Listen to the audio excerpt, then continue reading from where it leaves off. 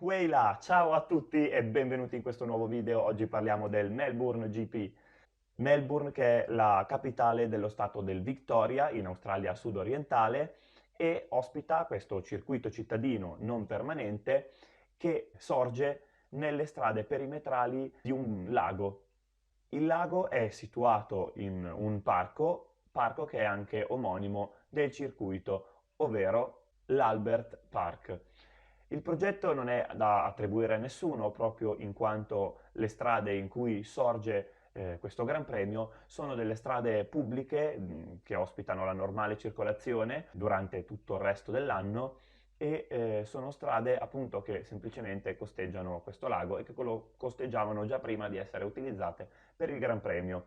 Il layout non ha subito modifiche nel tempo, fatta eccezione per la riasfaltatura del 2020, riasfaltatura che è stata anche utilizzata per rivedere alcuni piccoli problemi del circuito che non gli consentivano di essere veloce come altri dei circuiti odierni.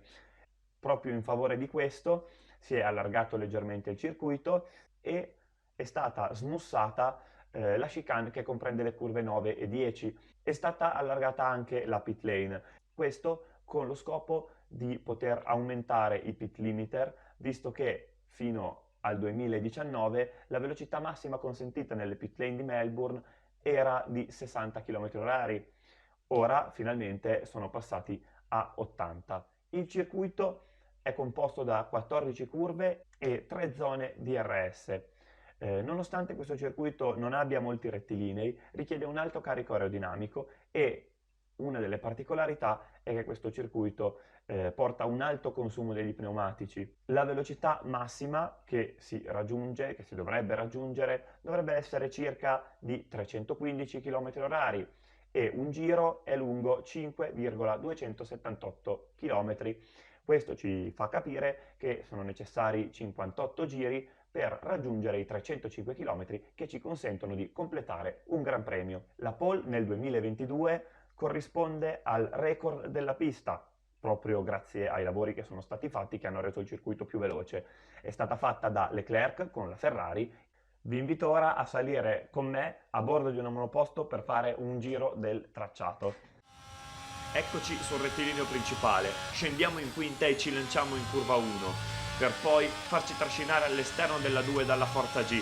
Ci portiamo alla fine del rettilineo puntando col muso il cartello dei 100 della 3, staccatona, short shifting e dentro. In questa parte ogni curva va impostata in funzione della successiva. Ci lanciamo full gas verso il muro.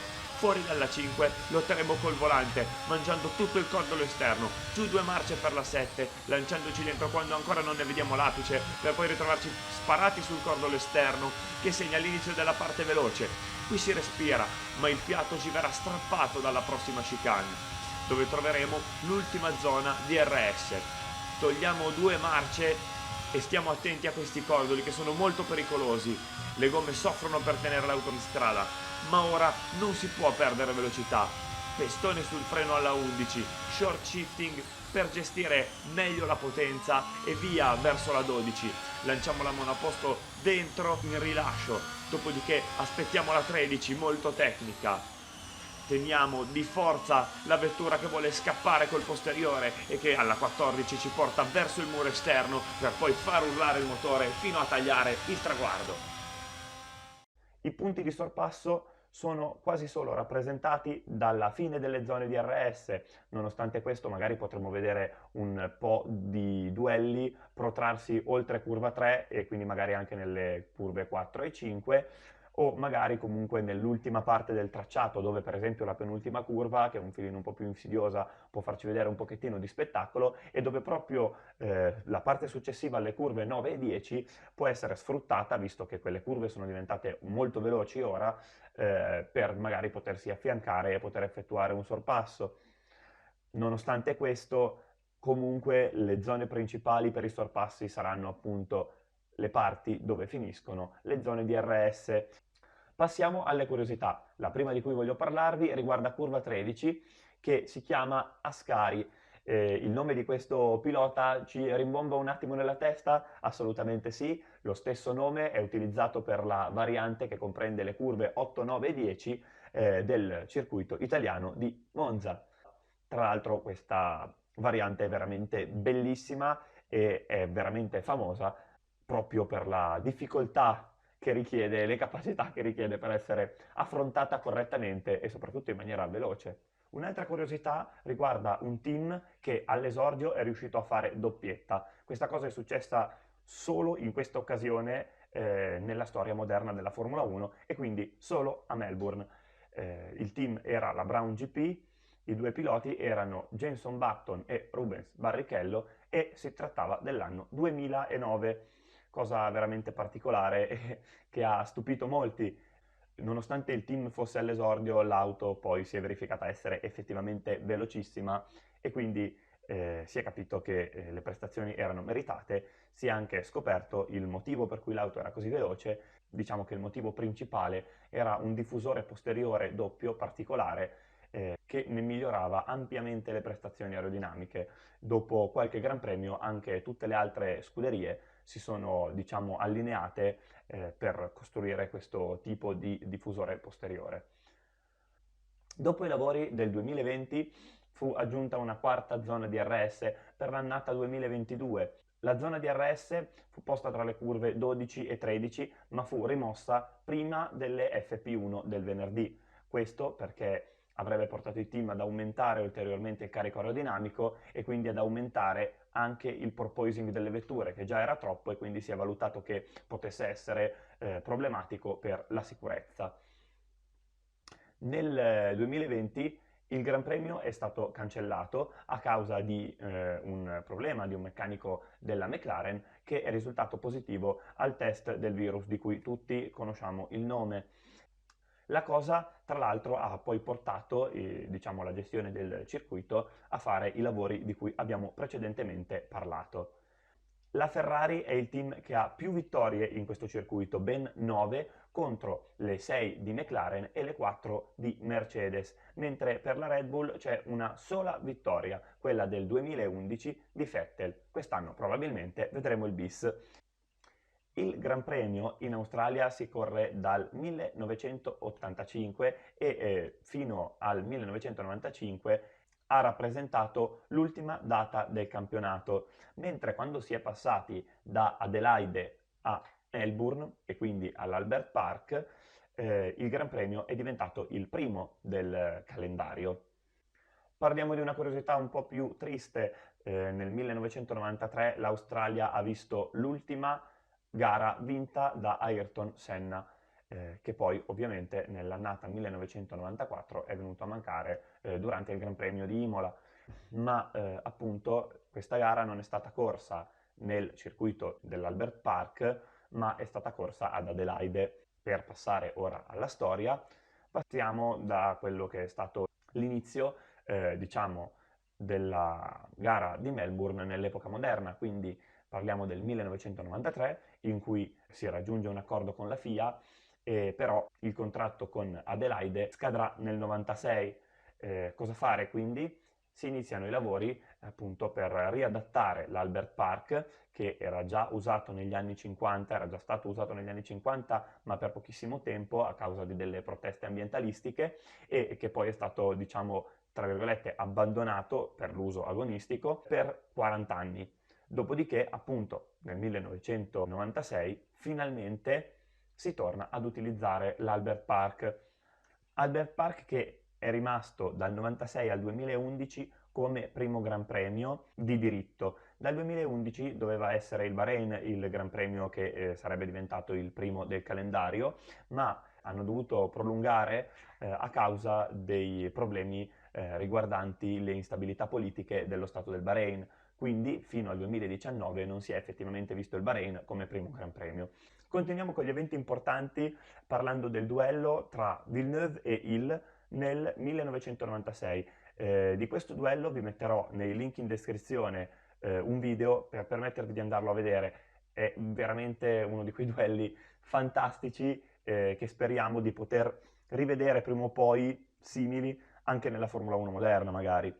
Veniamo poi al 1998 dove Häkkinen rientra nella pit lane per effettuare un pit stop, ma non era stato chiamato ai box da nessuno. Purtroppo Häkkinen aveva un problema ad un orecchio causato da un incidente grave che aveva avuto e sentì un team radio che in realtà non era stato fatto, quindi passò nei box, non c'era nessuno nella piazzola pronto per fargli il pit stop e quindi continuò ad andare avanti e riuscì dalla pit lane. Uscì però dietro al compagno di squadra David Coulthard, a cui viene chiesto di restituire ad Häkkinen la posizione. Coulthard fa questo gesto diciamo di fair play verso il compagno di squadra e rallenta sul rettilineo lasciandolo sfilare e permettendogli di vincere la gara nonostante questo problema che ha avuto. Gesto che sinceramente ho trovato veramente molto molto apprezzabile. Parliamo ora dell'evento del 2002. Per me forse il gran premio più bello della storia della Formula 1.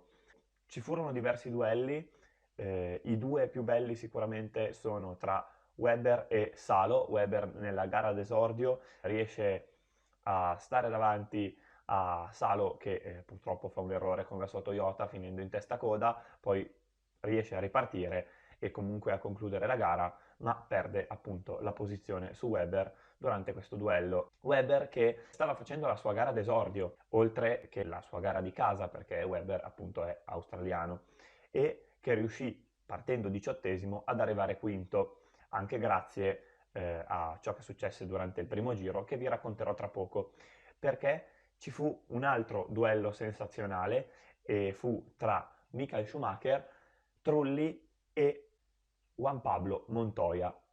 Tra i tre alla fine a spuntarla fu Michael Schumacher, ma vi consiglio veramente di guardarvi il video che vi metterò in descrizione, quindi qui sotto troverete anche questo video, ma soprattutto se ne avete la possibilità vi consiglio di guardarlo tutto questo Gran Premio perché è veramente tutto sensazionale. Ad oggi è impossibile vedere un Gran Premio così bello e divertente come Australia 2002.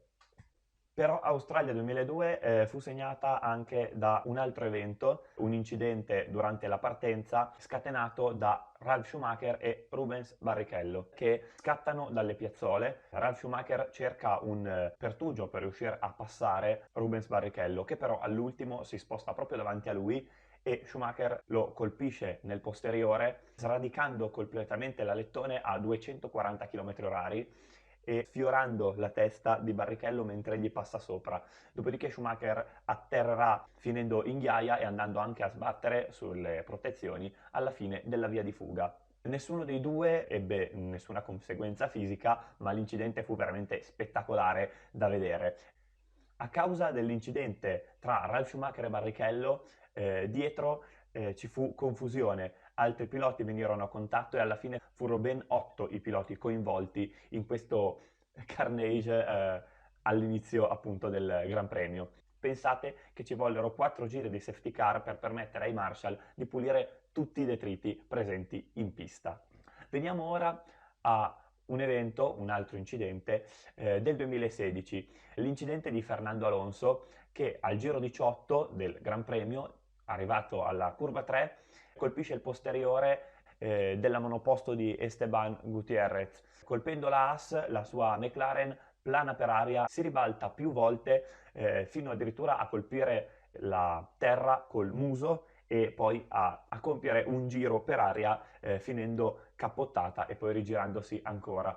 A seguito di questo bruttissimo incidente, Alonso scende frettolosamente dalla macchina, nonostante comunque un impatto veramente incredibile. I due piloti non riportano nessun tipo di danno fisico, per fortuna, ma comunque è stato veramente bello vedere Gutierrez scendere dalla macchina e correre a vedere come stava Alonso, che appunto è sceso frettolosamente e successivamente ha dichiarato di essere uscito dalla macchina così di fretta perché sapeva che la madre stava guardando in televisione il Gran Premio e non voleva che stesse in pensiero per lui.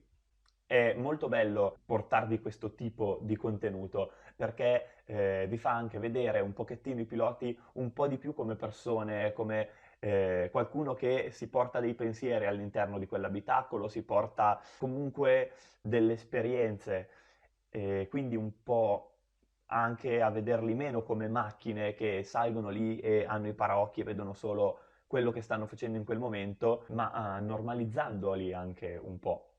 Ora passiamo a parlare invece di un evento del 2017 in cui ci fu un'invasione della pista da parte degli spettatori.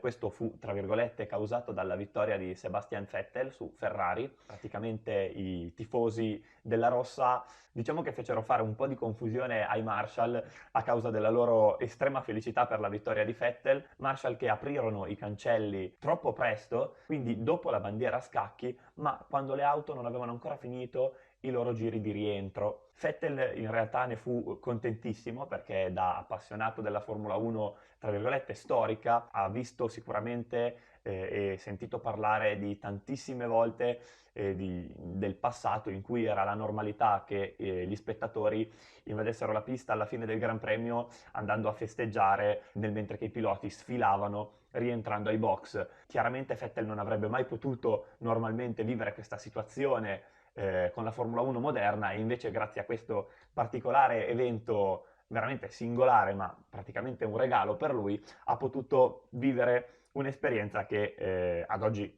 è quasi impensabile poter rivedere.